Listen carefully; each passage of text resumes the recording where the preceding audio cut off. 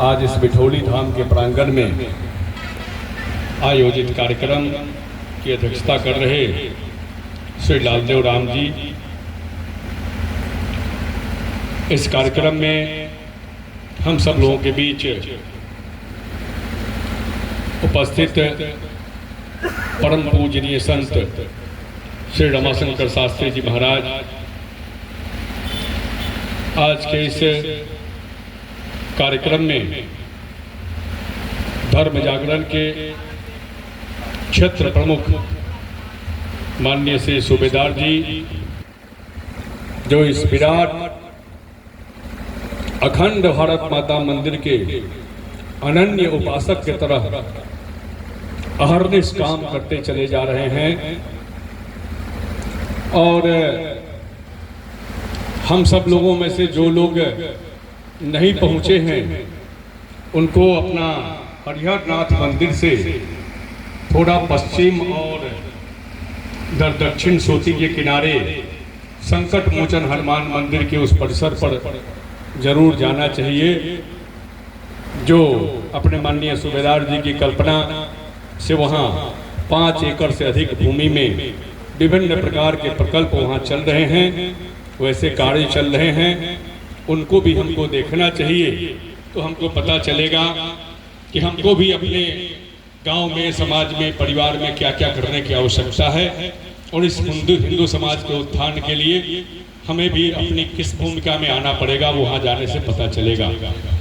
हम सब लोगों के बीच अभी बैठे प्रखर वक्ता हिंदू जागरण के प्रांत संयोजक श्री विनोद यादव जी अभी जिन्होंने अपना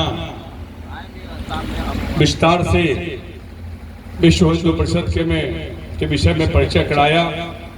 श्री प्रकाश पांडे जी बजरंग दल के प्रांत संयोजक, और हमारे मंचासीन उपस्थित अभी सभी विश्व हिंदू परिषद और अपने संघ के आनुषंगिक संगठनों के विविध क्षेत्रों से आए प्रमुख कार्यकर्ता बंधुओं, अभिभावक वृंद, हम सब लोग इकट्ठे हैं। मैं जल्दी समाप्त करना चाहूँगा, क्योंकि एक बड़ा समय हम लोगों को सुनने में लगाना है। जो मनीषी यहाँ आए हैं, जिनका वक्तव्य होगा, हम सब लोग उनको सुनेंगे और उसके अनुसार आगे अपना कार्यक्रम भी हम सब लोगों को करना है। तो अभी प्रकाश जी ने, पांडे जी ने बताया था कि जितना नुकसान 1000 वर्षों के गुलामी के कालखंड में नहीं हुआ, उससे ज्यादा नुकसान पिछले स्वतंत्रता प्राप्ति के बाद हम लोगों ने इस देश में हिंदू समाज का कर दिया। और कारण उसके जड़ में राजनीतिक सत्ता ही नहीं थी, और हम लोग उससे प्रभावित भी हो जाते। हम लोगों को याद है जब कभी चर्चा करते थे गांव समाज में कि राम जन्मभूमि मंदिर पर भव्य मंदिर का निर्माण होना है, धारा 370 कश्मीर से हटना है, समान नागरिक संहिता लागू होना है। ठीक, अभी नहीं लागू हुआ है पूरी तरह से, लेकिन बातों की चर्चा करते थे। तो अपने ही समाज में लोग चर्चा करते हैं, ये सब संभव है, ये सब होने का चीज है। अरे राजनीति करिए, करते रहिए, नाम ले के वोट मांगते रहिए, ये सब होने का चीज थोड़े है, ये सब नहीं हो सकता। लेकिन हमारी जागरूकता के कारण ये ऐसे बड़े बड़े काम हम सब लोगों के बीच हुए हैं, और विविध क्षेत्रों में काम के माध्यम से बहुत बड़ा काम खड़ा भी हुआ है। अभी हम लोग देखेंगे कि हमारा प्रखंड जो भगवानपुर प्रखंड है, और मुझको याद है मैं लालगंज प्रखंड का उस समय भारतीय जनता पार्टी का अध्यक्ष था, और उस समय एक बार पुनर्गठन हुआ ग्राम पंचायत का, और उस पुनर्गठन में जो 21 पंचायत है उसका 75% पंचायत का नामकरण इस्लामी नामकरण हो गया। जिस ग्राम पंचायत में मुसलमान लोगों की संख्या बहुत नगण्य कम स्थिति में है, वहां भी नामकरण उसी नाम से हो गए। एक तरफ से आप देख लीजिए तो हो गया, और हो गया तो ऐसा लगता था हिंदू समाजों की अनायास, ये हो गया तो हो गया, क्या दिक्कत है, हो गया तो किसी के कान पर जू नहीं रहेगा। कभी किसी के ध्यान में बात आई भी तो लगता है ये सब तो होवे करेगा, चलेगा, ऐसा चलेगा। लेकिन हम जगते नहीं है इसलिए होता, हम प्रतिकार नहीं करते हैं इसलिए होता। जब भी हम जगते हैं तो जरूर होता। और जब आग लगती है ना बांग्लादेश में तो चिंता कम होती कि बांग्लादेश में भारत में नहीं उतना लगा, और बांग्लादेश से बंगाल पहुंचता है। थोड़ा जरूर कष्ट होता है, लेकिन लगता है कि अभी तो बिहार बचा हुआ। लेकिन उसी रास्ते से किशनगंज, पूर्णिया, अररिया, दरभंगा, मधुबनी होते हुए, सीतामढ़ी होते हुए और फिर मुजफ्फरपुर, वैशाली पहुंचने में कितना देर है। जो परिस्थितियां आई हैं वहां, जिस प्रकार से धर्मांतरण हो रहे हैं, अब ठीक है कि धर्म जागरण का एक प्रयास है। हमको ये भी नहीं मालूम होता कि 10,000 से 15,000 उत्तर बिहार में, कभी कभी उससे भी अधिक संख्या होती है जब घर वापसी भी होती। लेकिन एक तरफ ये आशावादी दृष्टि से पता भी चलता है, तो दूसरी ओर पता चलता है कि इससे ज्यादा अभी जहां हम नहीं चेत रहे हैं वहां मतांतरण का काम चल रहा। यहीं से हम जाते हैं हरिपुर की ओर, और बगल में एक आरा में जब चर्च बना देखते, थोड़ी देर के लिए संघर्ष हुआ, कुछ लोग खड़े हुए, और फिर देखते देखते बड़ा सा बाउंड्री वाल और सब कुछ हो रहा है। वो किसके कारण से हो रहा है? वो राजनीति के कारण से हो रहा है। और हम लोग जाति के टुकड़ों में बटे हुए उसके आधार पर राजनीतिक क्षेत्र में काम करते रहे। वो दिन दूर नहीं है, ये अकूत संपत्ति इकट्ठा करके 5 मंजिला भवन खड़ा हो जाएगा, बड़ा सा बाउंड्री वाल हो जाएगा। लेकिन वो बाउंड्री वाल बाहर से आग लग के घर में आने में देर नहीं लगेगी।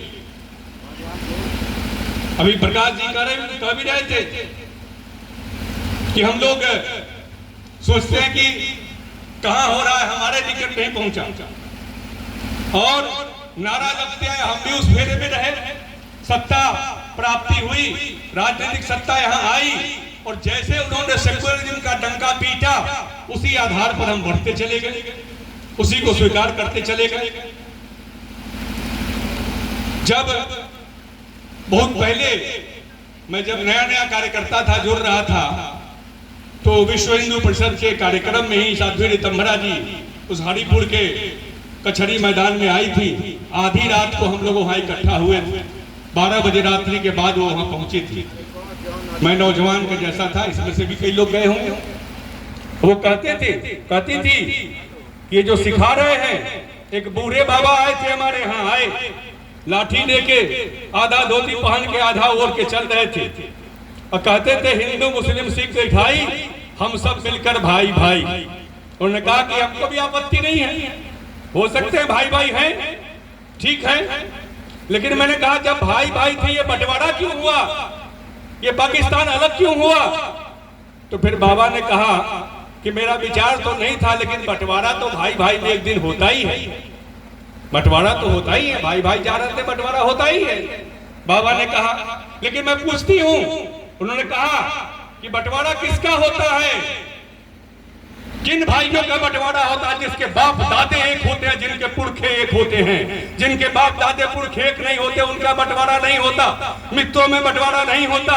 यदि हमारे बाप दादा रामकृष्ण उन्हीं की संतान, वो मानते हैं कि हम आज भी मानते हैं उनके संतान है, उनके मार्ग पर हम चलने वाले हैं, तो बंटवारा जाए हम भी मान लेंगे। यदि वो नहीं मानते तो बंटवारा कैसा हो सकता है कि भाई भाई का संबंध कैसे हो सकता है?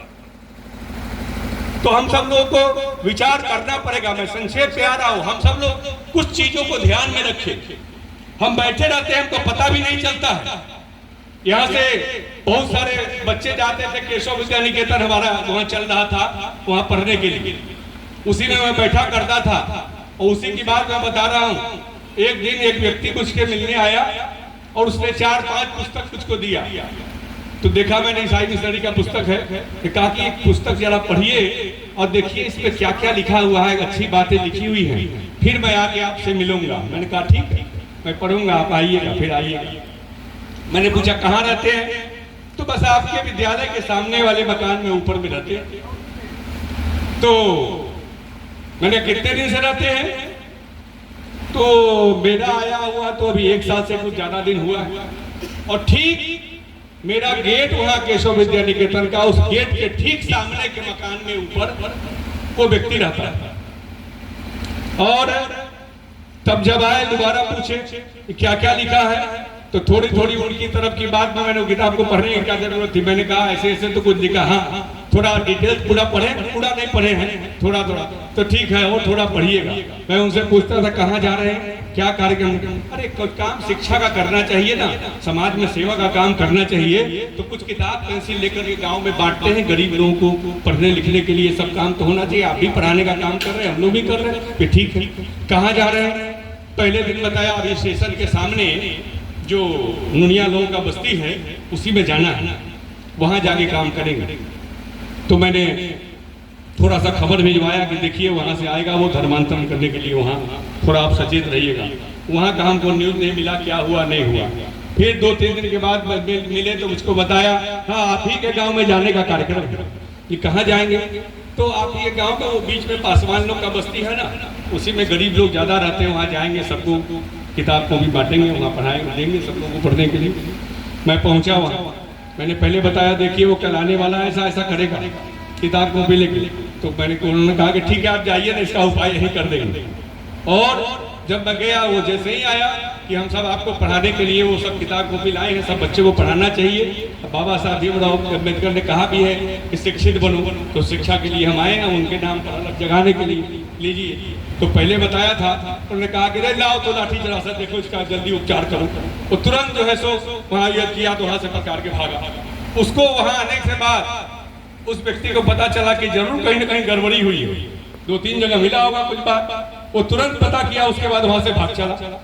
मैंने पूछा वहां सामने के दुकानदार से, अपने गांव में सराय बाजार में सैकड़ों लोगों से पूछा, किसी भी व्यक्ति को मालूम नहीं था कि ईसाई मिशनरी का पास्टर हमारे बीच में रहता है यहाँ पर और वो धर्मांतरण काम करता है। वो सब जगह रहता है, हमारे घर के बगल में रहता है और हमको मालूम नहीं होता।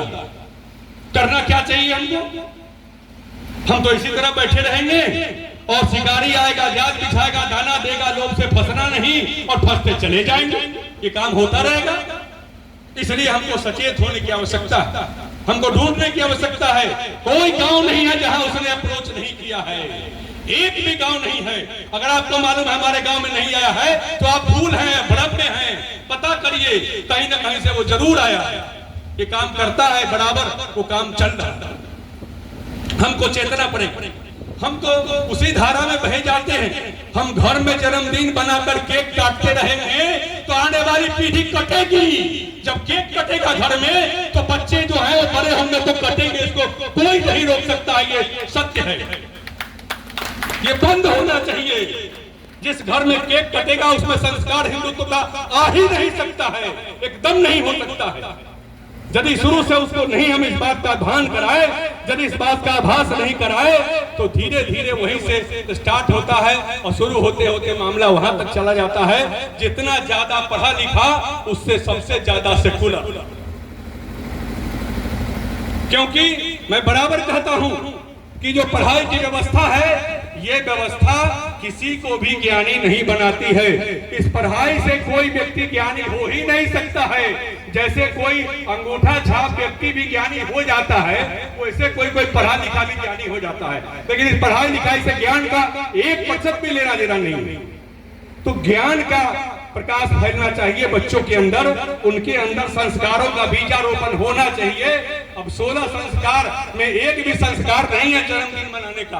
वो संस्कार छूट गया, जन्मदिन का संस्कार कहां से चला आया? और वो आता भी तो दीपक जलाता, तमसो मा ज्योतिर्गमय ये करता, उसके बदले वो दीपक को बुझाता है।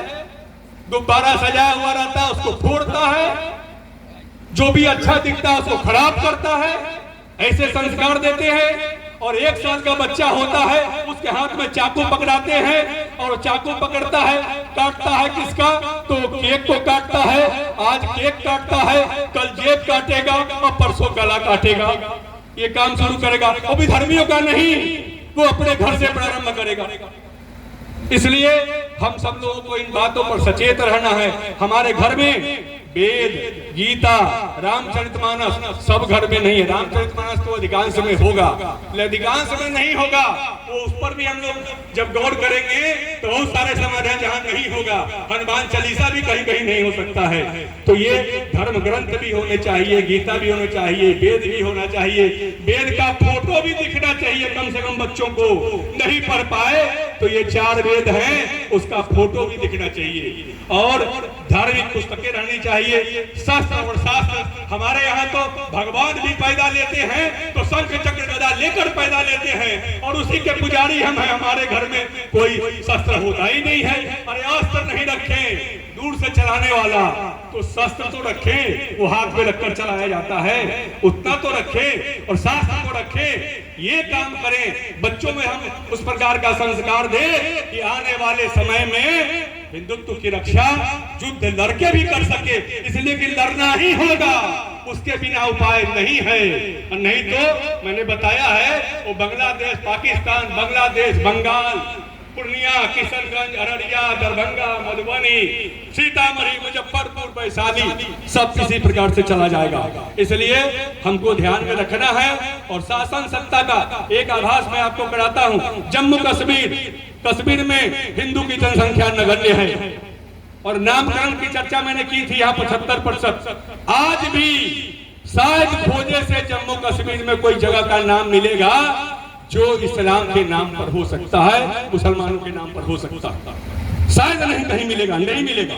और यहाँ जनसंख्या हिंदू बहुल है, नाम इस्लामीकरण का है।